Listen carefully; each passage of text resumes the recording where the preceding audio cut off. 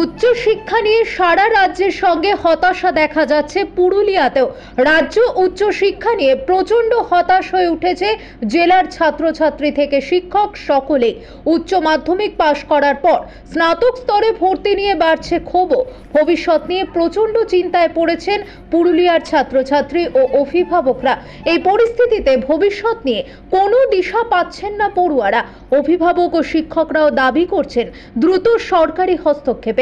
এই পরিস্থিতিতে উচ্চ শিক্ষা নিয়ে আগ্রহ কমার আশঙ্কাও দেখা দিয়েছে। এইচএস পরীক্ষা দেওয়ার রেজাল্ট দেওয়া অনেক সময় হয়ে গেল। ছেলেমেয়েরা কলেজ অনলাইন আবেদন করা সত্ত্বেও এখনও কলেজে যে ভর্তি প্রক্রিয়া সেই প্রক্রিয়া চালু করতে পারেনি। এতে ছাত্রছাত্রীরা ডিমোটিভেট হচ্ছে, তাদের উজ্জ্বল ভবিষ্যৎ নষ্টের দিকে এগোচ্ছে। সেমিস্টার পরীক্ষায় তাদের প্রধান অন্তরায় হয়ে দাঁড়াবে যদি কলেজে ভর্তির প্রক্রিয়া এত বিলম্বিত হয়।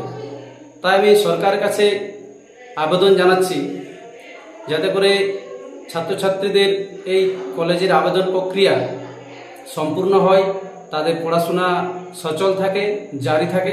শিক্ষা দপ্তরের কাছে আমার অনুরোধ যেন এই ফর্ম ফিল আপ ডেট বা পরীক্ষার সঠিক ডেট যেন জানানো হয়, কারণ প্রতিটা স্টুডেন্ট এখন অত্যন্ত দুশ্চিন্তার মধ্যে রয়েছে এবং যারা কলেজে ভর্তি হতে চায় তাদের জন্য যেন মেরিট লিস্ট বের হওয়ার একটা সঠিক ডেট জানানো হয়। আমরা দীর্ঘ সময় ধরে বাড়িতে বসে রয়েছি, কলেজের কোনো রকমের মেরিট লিস্ট এখনো পর্যন্ত প্রকাশিত হয়নি। আমরা আমাদের ক্যারিয়ার নিয়ে অত্যন্ত দুশ্চিন্তায় রয়েছি। তাই সরকারের কাছে আমার অনুরোধ যে যথাসম্ভব এবং শীঘ্রই যাতে আমাদের মেরিট লিস্ট প্রকাশিত করা হয়।